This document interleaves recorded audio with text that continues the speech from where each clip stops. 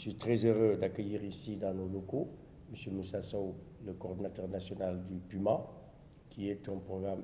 hautement stratégique car s'occupant de questions en lien avec les frontières de notre pays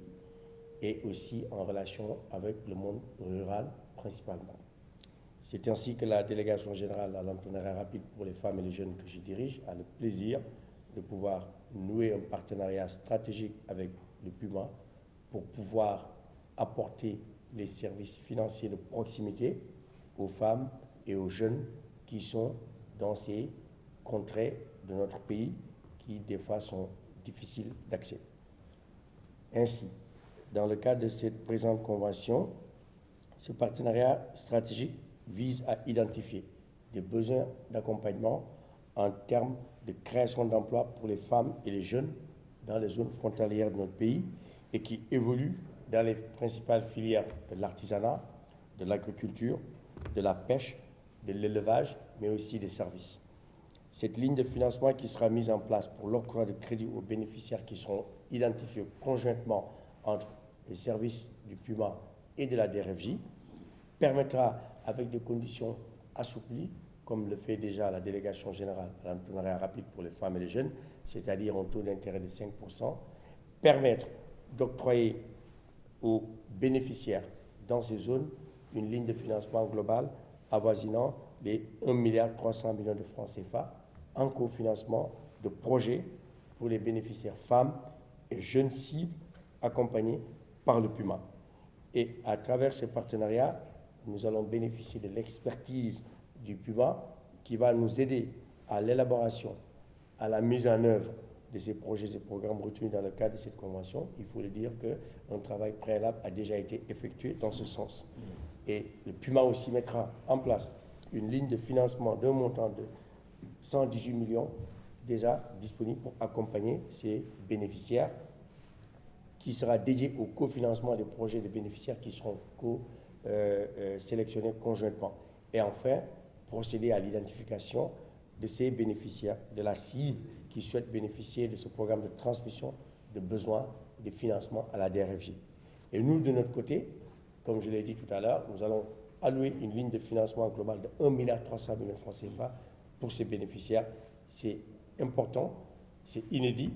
nous ne l'avons jamais fait, mais c'est pour les populations sénégalaises qui vivent dans ces zones transfrontalières, qui n'ont pas été impliquées au cours de ces 2 dernières années de façon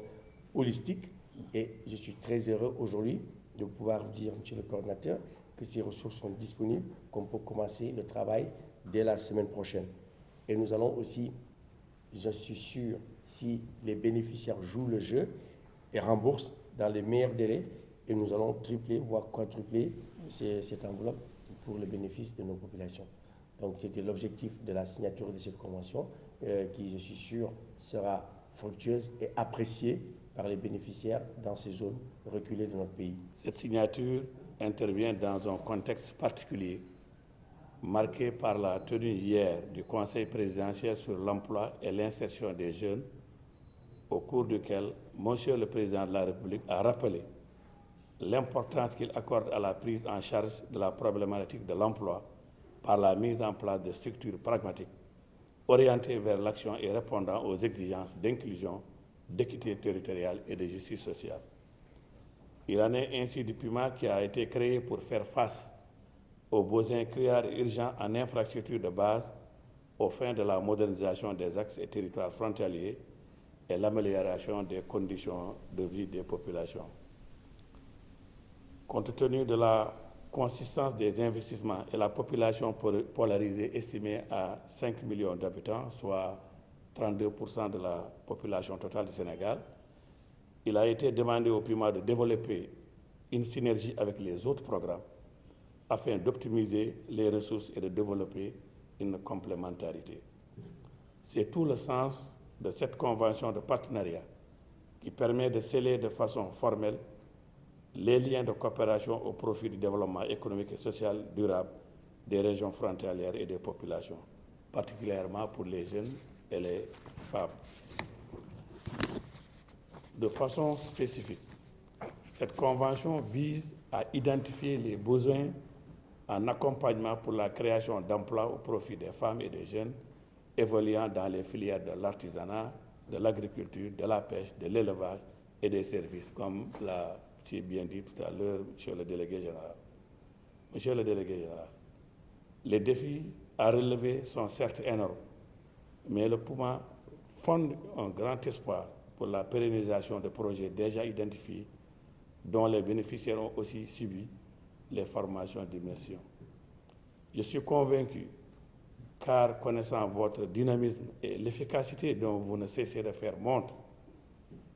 que la DER ne ménagera aucun effort pour la mise à disposition de la ligne de financement convenue